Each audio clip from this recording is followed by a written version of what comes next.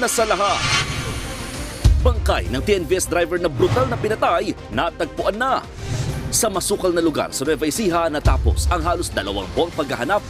Ang nagturo sa bangkay, mismo ang mga sinasabing nasa likod ng karumal-dumal na krimen. Ang iba pang detalye sa balitang yan, abangan maya-maya lang. Pilipinas, alas 5:30 na. Ito na mga bumabanderang balita. Sabongero sa Sako, News 5 exclusive. Sako ng kalansay na nahanap sa Taal Lake. Patunay raw ni alias Totoy na nagsasabi siya ng totoo. Pag-asa at Hustisya, pamilya ng mga nawawalang sabongero, nagdatingan sa Batangas para personal na makita ang paghahanap sa kanilang mga kaanak. At kine-question na naman, pagpili sa ika-5 PCO Secretary ng Marcos Administration, binabatikos.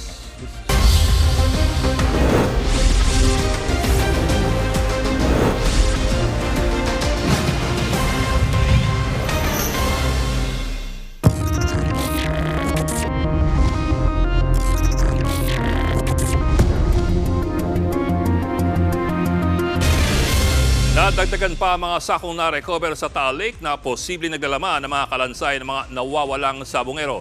Para raw sa whistleblower na si alias Totoy, patuloy na raw itong nagsasabi siya ng totoo. At live mula sa Laurel, Batangas, nauna sa balita si Gary De Leon. Gary, nasaan ang mga na-recover na sako at kamusta naman ang mga pamilya ng mga nawawalang sabongero? Bok, nandito ako ngayon sa Laurel, Batangas at sa aking likuran naman ay makita niyo yung staging area na tinatawag ding na command center ng NBI Forensic at SOCO para naman sa mga nakukuhang buto ng mga nawawalan sa bungero. 4 na sako nga yung nakuha nila kanina at dinala rito para naman sa forensic. At kanina rin dumating yung mga pamilya dito sa Fishport ng mga nawawalan sa bungero. Ang iba sa kanila ay gustong masaksiyan yung ginagawang retrieval operation pero tumanggi naman sila magbigay muna ng pahayag. Habang naman ang kapatid ng master agent ng Laguna na si John Lasco ay dumating dito at sinabi niya na handa siya magpa-DNA at umaasa siya na isa nga sa mga nawawalang sa bungero ay ang kanyang kapatid. Narito naman ang kanyang pahayag. Sana yun na yung kapatid ko di ba? Sana siya na yun para at least we can finally put him to rest and then kumuha pa rin ng hustisya. Kasi hindi naman nagtatapos lang ito sa makuha yung katawan nila.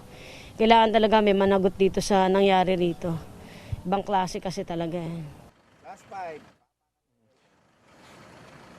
Bok, eksklusibo rin natin nakausap si alias Totoy o si Dondon Patidongan at sinabi niya na siya ay masaya dahil tama yung kanyang sinasabi at kinukwentong habang siya sa ngayon ay nasa kustodiya na ng PNP. Sabi niya ay handa raw siyang magpa-lie detector o handa raw siyang magbigay pa ng pahayag tungkol sa mga nawawalang sabongero at narito naman ang eksklusibong pahayag ni alias Totoy. Ngayon, alam na ni Mr. Atonghang na si Dondon Patidongan na hindi na nagsisinungaling. Salamat ako sa Panginoon na nadinig din yung aking pagdasal na sana makuha yung mga missing sa bungero na yan. At least kahit papaano napatunayan ko lahat ng sinasabi ko na hindi pagsisinungaling. Well, Gary, ano namang mensahe ngayon ni Patidongan kay Atong Ang? Bok, ang sabi ni alias Totoy o Patidongan ay handa siya magpa-lie detector test. Isama na rin daw niya si Atong Ang, hinahamon niya ito, at si Judge Felix para raw malaman kung sino nagsisingaling pagdating sa mga nawawalan sa bungero. Narito rin ang kanyang pahayag. Kaya nanawagan ako kay Mr. Atong Ang, paano mo ngayon ito sagutin? Kung totoong nagsisinungaling ako, Mr. Atong Ang, yan ang tandaan mo. Willing ako magpa-lie detector. Yes, sinahamon ko yan. Pati yung isang ex-judge, si Judge Felix Reyes. Ahamonin ko silang dalawa, magpa-lie detector kami. Bok, sinubukan natin kuhanan ng pahayag si Judge Felix sa si Atong Ang pero wala pa sila parehong pahayag tungkol sa mga sinasabi ngayon ni alias Totoy. Bok. Ulat ni Gary De Leon live mula sa Laurel, Batangas. Sinisiguro ng Malacanang na walang magiging cover-up sa investigasyon sa kaso ng mga nawawalang sabongero. Ayon kay Palace Press Officer Claire Castro, ipagpapatuloy ang investigasyon kasabay ng pag-usad ng search and retrieval operations. Dapat daw matukoy na ang mga suspect sa pagpatay at pagkawala ng mga biktima. Sa Pangulo po, dapat po talaga ay mas alamin pa kung ito pong mga natagpuan ay talaga may kinalaman po sa nasabing kaso ng mga missing sabongeros.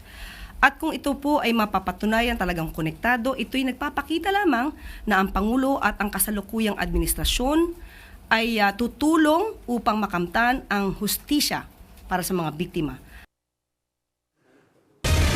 Bukod sa Senado, sinusulong na rin sa Kamara ang total ban sa online sugal. At live po mula sa Tagaytay City, nauna sa balita si News 5 House Correspondent Marian Enriquez. Marian, sino-sinong kongresista ang gustong ipa-total ban ng online gambling? Bawal ng ilang mga kongresista itong online sugal sa bansa. Si Manila 2nd District Representative Rolando Valeriano naghain na nga ng panukala para sa total ban ng online gambling. Kaya baba, legal o illegal man ay pare-parehong sugal ang mga ito na sumisira ng pamilya. Tinawag pa nga ni Valeriano na ahas at buitre yung mga operator ng online gambling dahil na pinababayaan or napapahamak nga po, no? Ito nga, nabibiktima yung mga mahihirap na Pilipino. Ayon pa nga kay Valeriano, ay kung gusto daw ng ilan na magsugal, ay pumunta na lamang sa casino. Bukod naman kay Valeriano, ay maghahain din ng parehong panukalang batas si Manila 6th District Representative Benny Abante. At ayon kay Abante, mahihirapan kung i-regulate lang itong online gambling. Higit pa na Abante, kahit daw na meron daw pang nakukuhang tulong o na pondo mula nga sa online gambling para pondohan nga yung mga proyekto ng gobyerno tulad sa healthcare, gayon din sa pagpapatayo nga ng mga classroom, mas malaking perwisyo pa rin yung naidudulot nito sa mga pamilya. Pakinggan natin itong pahayag ni Abante. Kailangan ng total ban yan eh. We have to balance it to find out what is the the social cost, no. Baka nakakatulong nga tayo pero mas malaki ang social cost nito, mas malaki ang nangyayari sa ating mga families. Marian, may plano ba ang Kamarang imbestigahan o kaya ay gumawa ng committee hearings tungkol sa online gambling? Yes, Bok, naghain na nga rin ng resolusyon tungkol dyan. Si FPJ Panday Bayanihan Representative Brian Poe, gusto niyang paimbestigahan sa Kamara. Ito nga lumalalang issue sa online gambling. Git niya, dapat na daw imbestigahan yung epekto nito sa lipunan, lalo marami na nga yung ulat ng mga nababaon sa utang, mga alitan sa pamilya, at mga nagda-drop out ng mga estudyante. Seryosong banta rin daw sa mental health. Ito nga pagkalulong o pagka-addict sa mga sugal. At sabi pa nga niya ay masyadong mapanganib yung madaling pag-access sa online gambling dahil sa mga e-wallet at cryptocurrency. Bok. Okay, Bok, ito ng mga social media influencers na nag-endorse ang online gambling, may balak ba ang Kamara sa kanila? Yan nga yung titingnan pa ng mga kongresista, pero ayon doon sa Cybercrime Investigation and Coordinating Center ay sinabihan na nila, pinagbigyan nila na hanggang ngayong araw na lamang itong mga social media influencers para tanggalin yung kanilang mga posts na nag-endorso ng illegal online gambling dahil kung hindi at mapipilitan ng araw itong CIC na lumapit doon mismo sa mga social media platforms para sabihan sila na tanggalin nga itong mga gambling ads ng mga social media influencers. Balik sa'yo. Ulat ni Marian Enriquez, live mula po sa Tagaytay. Susunod, bilateral meeting ni na Pangulong Bongbong Marcos at US President Donald Trump sa Amerika, kasado na. Diyan lang kayo mga kapatid, dapat una sa lahat.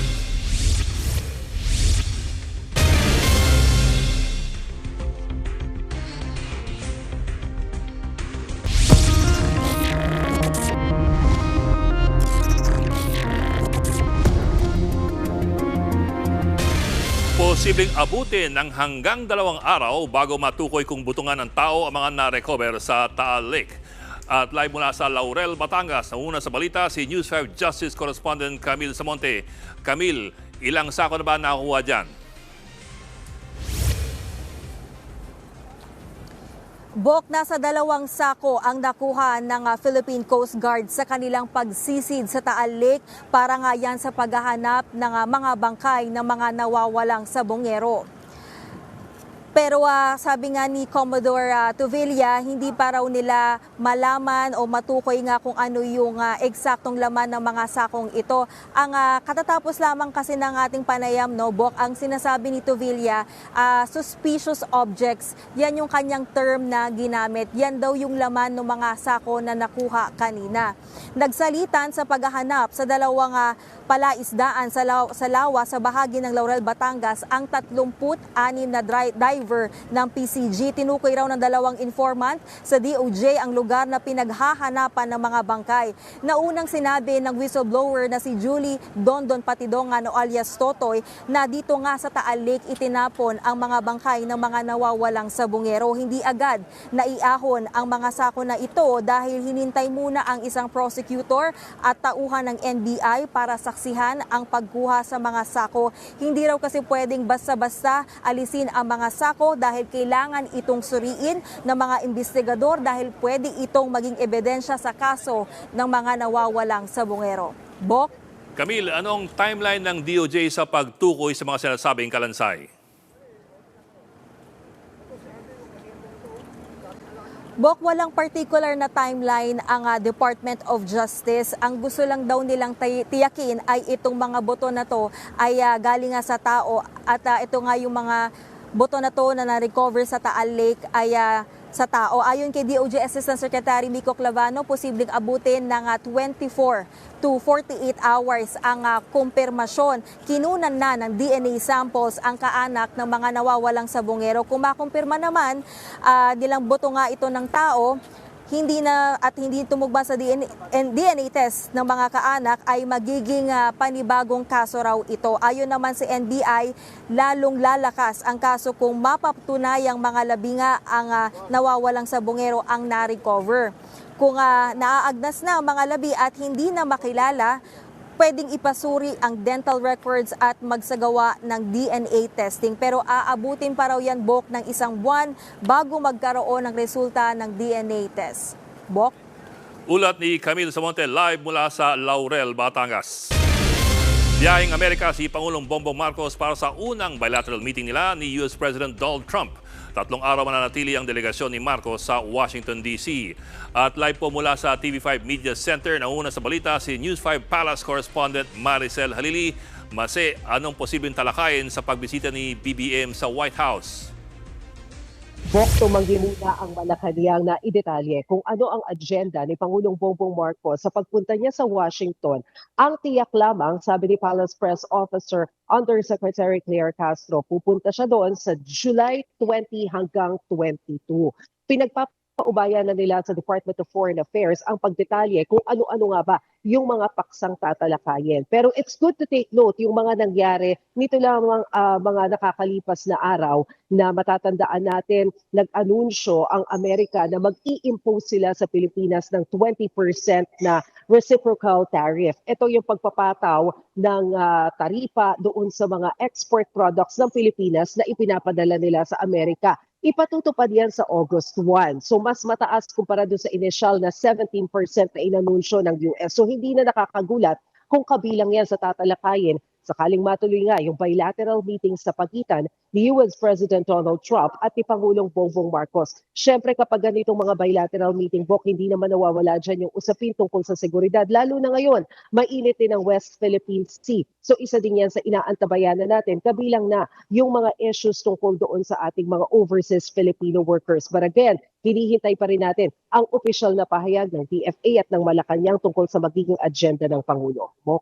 Okay, Mase, ibang issue naman na tila naka-question yung pagtalaga kay Dave Gomez bilang bagong PCO Secretary. Saan ang hugot nun galing at anong sabi ng Pangulo o sabi ng Palasyo? Oo nga, Bok, yan din yung unang ibinungad namin kay PCO Secretary Dave Gomez. Nakakapanumpa lamang kanina, by the way, ang mga bandang 3:00 pasado lamang ng hapon yan, nanumpa siya sa harapan ni Executive Secretary Lucas Bersamin sa Malacanang, kasama niya yung kanyang pamilya, at nagkaroon din sila ng maikling pagpupulong, transition ni outgoing Secretary Jay Ruiz.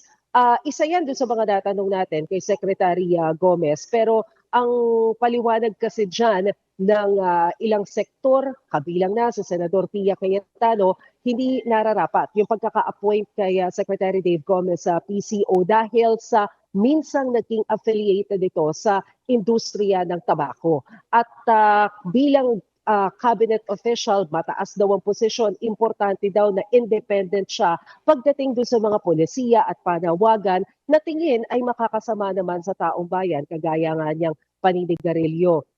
Pero ngayon, paano daw magiging independent kung minsan siyang naging bahagi ng industriya? So tinanong natin yan kay Secretary Gomez kanina, ang malinaw na sinabi niya, hindi na siya bahagi ng industriya ngayon at merong mandato sa kanya ang Pangulo na tinawag nga niya na programs, policies minus politics. Kasi magsasalita daw siya tungkol sa programa at polisiya ng Pangulo pero iiwasan niya ang politika. Siguro kabilang na rin dito yung usapin tungkol sa pambabatiko sa kanya. Narito ang pahayag ni Secretary Dave Gomez. I respect other people's opinion. If that's their opinion, I will respect that. Maybe in the right forum, the proper forum, I will respond to that. But again, this is not about me. No? This is about the President and how we socialize his programs. Ulat ni Maricel Halili live mula sa TV5 Media Center. Susunod, 3 pang tripulanting Pilipino nasagip sa barkong inatake ng mga rebelde sa Red Sea. At bangkay ng hinold up na TNVS driver noong Mayo natagpuan na.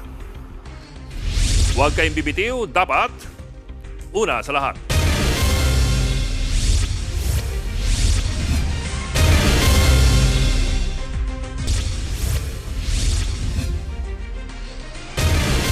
Walong Pilipinong tripulante na ang nasagip sa barkong inatake ng mga rebeldeng Houthi sa Red Sea. 3 naman ang patay at 10 ang patuloy na pinaghahanap. Nauna sa balita si Reniel Pawid. Reniel, kamusta ang lagay ng mga nasagip na Pilipino? Bok, sa ngayon ay dinala na sila sa isang medical facility. Sabi ng DMW, minor injuries ang tinamo ng mga nasagip na Pilipinong tripulante. Kapag gumaling na sila, ay iuuwi na sila rito sa Pilipinas. Umakyat na sa 8 Filipino seafarers ang nasagip sa pinasabog na MV Eternity Sea sa Red Sea. 5 tripulanting Pinoy ang unang nakuha sa dagat, kabilang ang kapitan ng barko. Pakinggan natin ang pahayag ni DMW Secretary Hans Kapdak. In other words, may 3 pang nahanap, kaya 8 na sila ngayon at hindi ko lang i-disclose kung anong current location nila, but rest assured they are safe.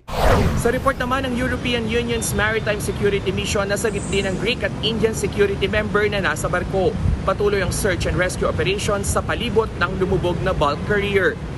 Pero ang grupong Houthi na siya mismong may pakana ng pag-atake, sinabing na iligtas nila ang ibang tripulante at kasalukuyang ginagamot. Hindi naman nagbigay ng eksaktong bilang ang mga rebelde kung ilang seafarers ang nasa kanilang kustudiya. Una nang sinabi ng DMW na 3 na ang kumpirmadong patay sa 22 tripulanteng sakay ng barko. Base sa investigasyon, 2 beses dumaan sa Red Sea ang MV Eternity Sea, pero hindi raw nasunod ang ilang risk documentation kaya sinuspindi muna ang lisensya ng manning agency. Dahil sa pagiging high-risk zone, hinihikayat ng gobyerno ang mga ship owner na magkaroon ng diversion route o iwasan muna ang Red Sea at Gulf of Aden. Muli rin nilang iginiit ang right to refuse sailing policy na karapatan ng mga tripulante. Sa oras na tumangging bumiyahe ang isang Pinoy seafarer sa warlike zone, libre pa rin itong mapababalik ng Pilipinas, bit-bit ang kanyang 2 buwang sahod. Bok. Ulat ni Reniel Pawid mula sa Mandaluyong.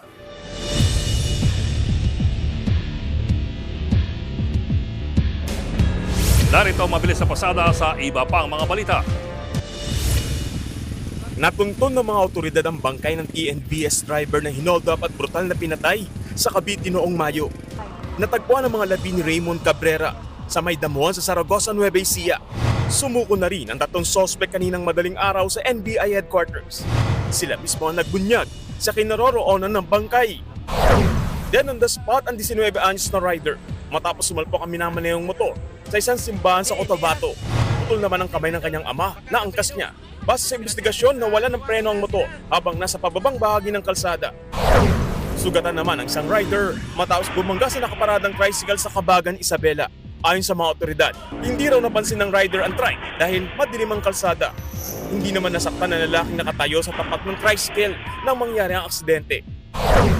Kalabos ang 3 Chinese national at mga kasabot nilang Pilipino na nagbebenta umano ng mga smartphone na hindi lisensyado ng gobyerno. Nasa 3.5 million pesos ang halaga ng mga gadget mahaharap ang mga suspect sa reklamong paglabag sa Public Telecommunications Policy Act at Consumer Act. Gary De Leon, News 5. Mga buwabanderang headlines, alam mo na. Dahil dapat, una sa lahat.